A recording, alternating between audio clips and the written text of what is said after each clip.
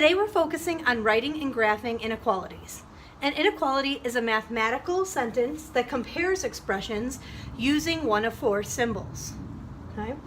This is a good key idea for you guys. We've got the four symbols. They have certain meanings. So some of the meanings behind this symbol right here is it means less than, or sometimes we say is fewer than. This symbol right here is the greater than symbol, or sometimes we say is more than.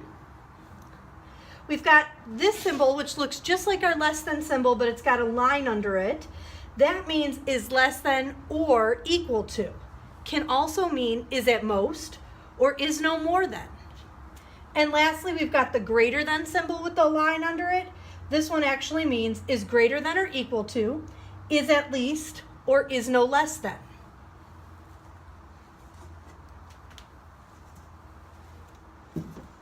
A solution of an inequality is a value that makes the inequality true. So let's say we have this inequality here.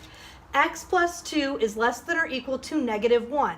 Well, I can find a solution and actually test it in my inequality. So let's say I pick -4 and I decide to plug -4 in for my X value. -4 plus 2 would give me -2, and -2 is less than or equal to -1. This last statement here is true. So -4 is a solution for this inequality. It's not the only solution though. The solution set is all of the solutions of an inequality. We've got many different solutions. So if I take my original inequality, x plus 2 is less than or equal to -1, and I subtract 2 from each side, I get x is less than or equal to -3. So my x value here will be true as long as this x value is anything less than -3, or if x is actually equal to -3. One way that we show our solution sets is to graph them. The graph of an inequality shows all the solutions on a number line. If we use an open circle on our graph, we're saying that that number at that point is not a solution. If we used a closed circle, we're saying that the number at that point is a possible solution. So here I've got a number line, and I've got -3 here right in the middle. And I put -3 there because that's the number x was being compared to. So x could be equal to -3, so I closed in that circle. It is a potential solution. Or x can be anything that is smaller than -3. So anything going to the left. Our smaller numbers in the number line are always to the left.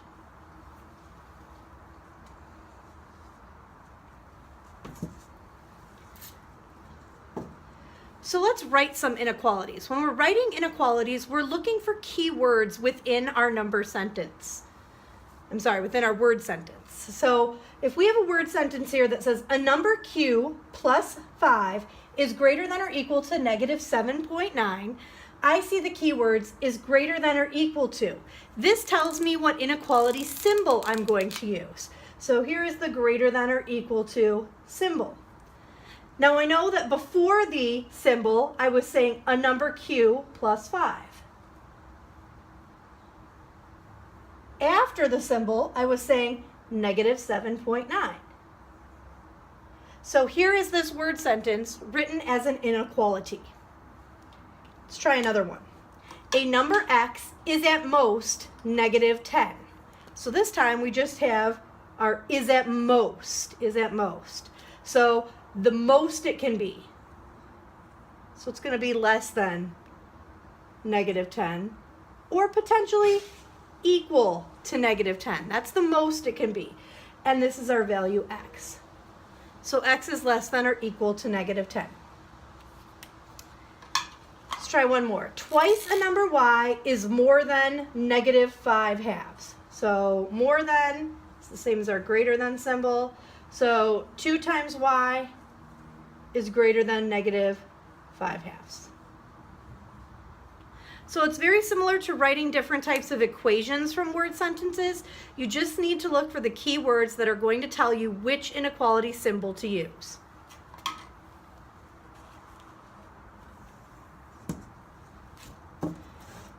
Sometimes we'll also be checking solutions with different potential solutions.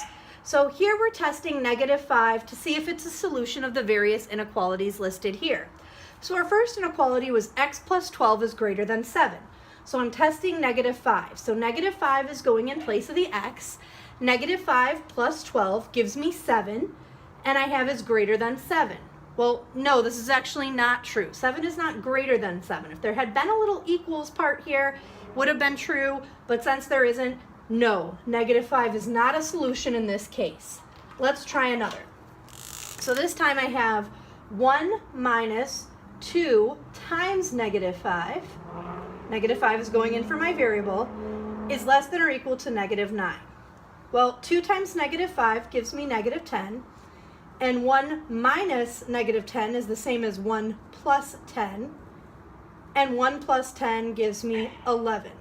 And the whole time we're seeing if this final value is less than or equal to negative 9. Well, 11 is not less than negative 9, so once again, it's a no. Negative 5 is not a solution of this inequality. This time we have n plus 2.5 is greater than or equal to negative 3. So once again, I'm testing negative 5. So negative 5 is going in place of n. Negative 5 plus positive 2.5 leaves me with negative 2.5, which is just barely, but is greater than negative 3. So finally, negative 5 is a solution of this inequality. Once we know the solution set for an inequality, we like to graph them on a number line. It's a great way to show all of the solutions. Our number lines always have arrows on the end because the solutions keep going. It's impossible to write all the solutions since they go on infinitely. So let's look at this first one. Solutions for y had to be greater than negative 8. Okay, so I put a few numbers on each side of negative 8 here. Negative 8 itself could not be a solution. There wasn't an equals there, so I had an open circle at negative 8. And y can be anything greater, so things like negative 7, negative 6, and greater numbers on a number line are to the right. So we darken and highlight this side, even the arrow, to show that these are our solutions. So here we have z is greater than or equal to 4. So I put 4 in the middle and a few numbers on each side of 4. 4 in this problem can be a solution, so I'm going to put a closed circle at 4. And my values for z have to be greater than 4, larger than 4. So those would be things like 5 and 6. So I darken this side of my number line, even the arrow, to show it keeps going on infinitely. So 7, 8, on and on would also be solutions for z. All right, one more. S is less than 1.4. So I put 1.4 on my graph here in the middle and a few numbers on each side. In this case, 1.4 is not actually a solution for S because there's no equals part here, so I'll do an open circle. And these S values have to be smaller than 1.4. So smaller numbers are to the left. So I'm going to darken everything, including the arrow, to show that our solutions keep going on infinitely in this direction.